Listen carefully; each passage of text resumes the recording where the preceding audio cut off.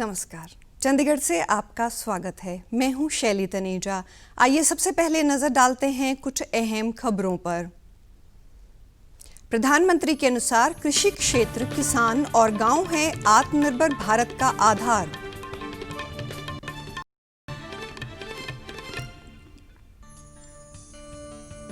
आज देश भर में मनाया जा रहा है विश्व पर्यटन दिवस। और भारतीय जनता पार्टी के चंडीगढ़ कार्यालय में किसान मोर्चा के सदस्यों ने कृषि अध्यादेशों के लिए प्रधानमंत्री तथा केंद्रीय कृषि मंत्री का किया धन्यवाद। और अब समाचार विस्तार से। प्रधानमंत्री नरेंद्र मोदी ने कहा है कि भारत तब आत्मनिर्भर बनेगा जब किसान और गांवों को सशक्त किया जाएगा। आज आकाशवाणी पर कार्यक्रम मन की बात में राष्ट्र को संबोधित करते हुए उन्होंने कहा कि देश का कृषि क्षेत्र, किसान और गांव आत्मनिर्भर भारत का आधार हैं। उन्होंने कहा कि इस संकट की घड़ी में भी कृषि क्षेत्र ने लचीलापन दिखाया है।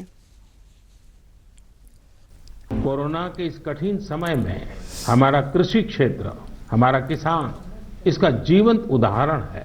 संकट के इस काल में भी हमारे देश के कृषि क्षेत्र ने फिर अपना दमखम दिखाया है। देश का कृषि क्षेत्र, हमारे किसान, हमारे गांव आत्मनिर्भर भारत का आधार है। ये मजबूत होंगे तो आत्मनिर्भर भारत की नींव मजबूत होगी। प्रधानमंत्री ने कहा कि हाल ही में किसानों ने अपने आप को कई तरह की रुकावटों से मुक्त किया है और कई कल्पित कथाओं से आजादी ली है। मोदी ने कहा कि किसान अपनी सब्जी व फल कहीं भी किसी को भी बेच सकते हैं। खुद को अनेक बंदिशों से आजाद किया है, अनेक मिथकों को तोड़ने का प्रयास किया है। मुझे कई ऐसे किसानों की चिट्ठियां मिलती हैं, किसान संगठनों से मेरी बात होती है जो बताते हैं कि कैसे खेती में नए नए काम जुड़ रहे हैं, कैसे खेती में बदलाव आ रहा है। उन्होंने जोर देकर कहा कि ये अधिकार अब देश के अन्य किसानों को भी दिया गया है।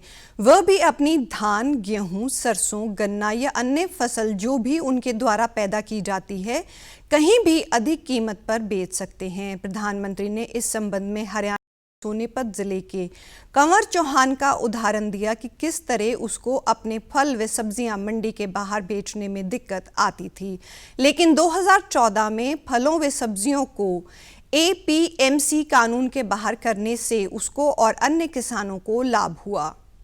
भी बेचने की ताकत है और ये ताकत ही उनकी इस प्रगति का आधार है।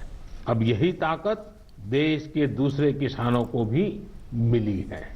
फल सब्जियों के लिए ही नहीं, अपने खेत में वो जो पैदा कर रहे हैं, धान, गेहूं, सरसों, गन्ना जो उगा रहे हैं उसको अपनी इच्छा के अनुसार जहां ज्यादा दाम मिले वहीं पर बेचने की अब उनको आजादी मिल गई है। प्रधानमंत्री ने फलों व सब्जियों की मंडी के बाहर बिकने से महाराष्ट्र और तमिलनाडु के किसानों को होने वाले लाभ के संबंध में भी बात की। प्रधानमंत्री ने कहा कि ग्रामीण युवक फल व सब्जी बेचने की प्रक्रिया के साथ सीधे तौर पर जुड़े हैं और लाभ कमा रहे हैं। राष्ट्र को संबोधित करते हुए प्रधानमंत्री ने कहानियां सुनाने के महत्व को दर्शाया और कहा कि ये हमेशा ही भारतीय संस्कृति का हिस्सा रहा है। श्री मोदी ने अपने संबोधन के दौरान स्वतंत्रता संग्राम के वीर योद्धा शहीद भगत सिंह को याद किया, जिनकी जयंती कल 28 सितंबर को मनाई जा रही है। ने कहा कि भगत सिंह साहस और बहादुरी की मूर्ति थे। प्रधानमंत्री ने महात्मा गांधी और लाल बहादुर शास्त्री को भी याद किया। आज विश्व पर्यटन दिवस मनाया जा रहा है। इसका विषय है पर्यटन और ग्रामीण विकास। दुनिया भर में बड़े शहरों के बाहर सांस्कृतिक और प्राकृतिक विरासत को सुरक्षित रखने के अवसर उपलब्ध करवाने में पर्यटन अनूठी भूमिका रेखांकित करने के लिए हर वर्ष 27 सितंबर को विश्व पर्यटन दिवस मनाया जाता है।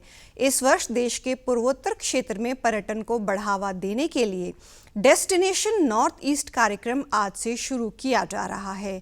इसका उद्देश्य पूर्वोत्तर के पर्यटन स्थलों की जानकारी उपलब्ध करवाकर अधिक से अधिक लोगों को क्षेत्र के पर्यटक स्थलों के प्रति जागरूक करना है ताकि वहां के लोगों को देश के अन्य भागों के और करीब लाकर राष्ट्रीय एकता को बढ़ावा मिले। आज से अंडमान और निकोबार द्वीप समूह में 6 महीनों के अंतराल के बाद पर्यटन गतिविधियां शुरू हो रही हैं। पंजाब और हरियाणा में भी स्थित पुरानी हवेलियों को पर्यटन स्थल के तौर पर विकसित करके पर्यटन को बढ़ावा देने के लिए कार्यक्रम शुरू किए गए हैं। नौजवानों को इतिहास और विरासत के साथ जोड़कर पर्यटन को बढ़ावा देने की कोशिशें हैं। चंडीगढ़ भी पर्यटन के लिए उत्तर भारत में अपना अलग स्थान रखता है। यहाँ पर रोज गार्डन, रॉक गार्डन, सुखना झील, capital complex, open hand monument इत्यादि देश दुनिया में अपनी विशेष पहचान रखते हैं। प्रत्येक वर्ष बड़ी में पर्यटक चंडीगढ़ में इस पर्यटन स्थलों को देखने के लिए आते हैं तथा शहर की अपनी अलग बनावट बहुत से पर्यटकों को प्रभावित करती है। हिमालय के तलहटी में बने शहर को कई कारणों से सिटी ब्यूटीफुल भी कहा जाता है। कोरोना महामारी के कारण जारी दिशा निर्देशों के बीच शहर में पर्यटन चरणबद्ध तरीके से खुल रहा है।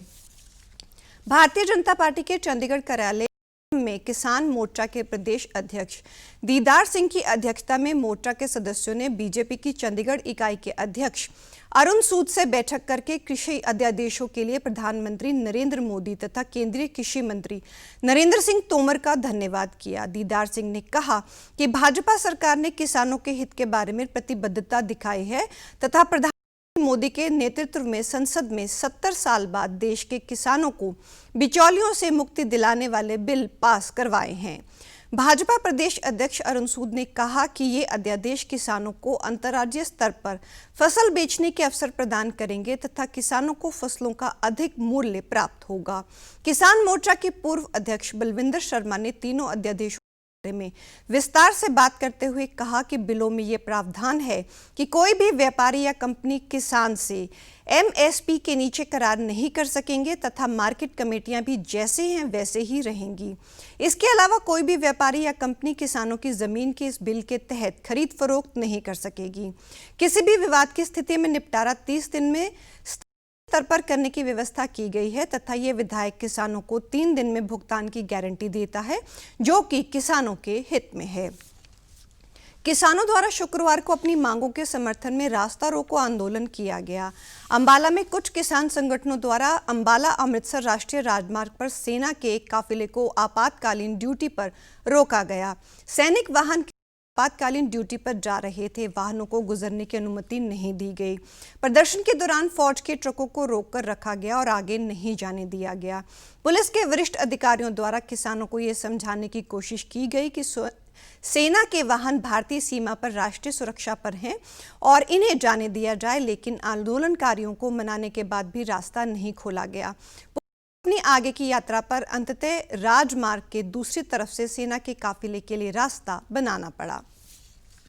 राष्ट्रपति द्वारा लांसनायक मनजीत सिंह को मरण उपरांत सर्वोत्तम जीवन रक्षा पदक से सम्मानित किया गया। ये सम्मान इस वीर सैनिक को उनके द्वारा दिखाए गए साहस और बलिदान के लिए दिया गया है। मनजीत सिंह ने अपने एक सहयोगी का जीवन बचाते हुए दिया था। 21 अक्टूबर 2018 को अपनी ड्यूटी के दौरान मनजीत सिंह ने अंबाला जिले में अपने गांव में एक 18 वर्षीय लड़के की जान बचाई थी जो कि गलती से कुएं में गिर गया था। लांसनायक मनजीत सिंह ने कुएं की जहरीली गैस के कारण दम तोड़ दिया था, लेकिन लड़के को बचा लिया था। मनजीत सिंह ने भारतीय सेना के गर्व को कायम रखते हुए अपना बलिदान दिया। अंबाला की 268 इंजीनियर रेजिमेंट ने कल उन्हें जीवन रक्षक पदक से सम्मानित किया गया। इस संबंध में हुए कार्यक्रम के दौरान उन्हें पदक और 2 लाख रुपए नगद से सम्मानित किया गया। लांसनायक मनजीत सिंह की पत्नी श्रीमती कुलविंदर कौर को इंजीनियर ब्रिगेड द्वारा सम्मानित किया गया। सरकार ने स्पष्ट किया है कोविड-19 की बीमारी से मरने वाले व्यक्तियों के रिश्तेदारों द्वारा प्रधानमंत्री सुरक्षा बीमा योजना के तहत किसी क्लेम का दावा नहीं किया जा सकता, क्योंकि कोविड-19 से संबंधित मृत्यु को इस योजना के अंतर्गत नहीं लाया गया। पीआईबी की फैक्ट चेक टीम द्वारा स्पष्ट किया गया है कि प्रधानमंत्री जीवन ज्योति बीमा योजना के अंतर्गत कोविड से होने वाली मृत्यु को कुछ शर्तों के तहत लाया गया है। और अब पेश हैं खबरें फटाफट। देश में कोविड-19 से प्रभावित मरीजों के ठीक होने की दर हुई 82.46%। इस समय देश में कुल संक्रमित मरीजों की संख्या है 9,56,402। पूर्व केंद्रीय मंत्री जसवंत सिंह का आज सुबह लंबी बीमारी के बाद हुआ निधन। केंद्र सरकार ने हरियाणा और पंजाब में न्यूनतम समर्थन मूल्य पर धान की खरीद शुरू करने का दिया आदेश। और आप हमारे समाचार YouTube channel DD News Chandigarh, Facebook DD News Chandigarh और Twitter handle DD News CHT पर भी देख सकते हैं। इसी के साथ चंडीगढ़ से समाचारों का सिलसिला समाप्त होता है। नमस्कार।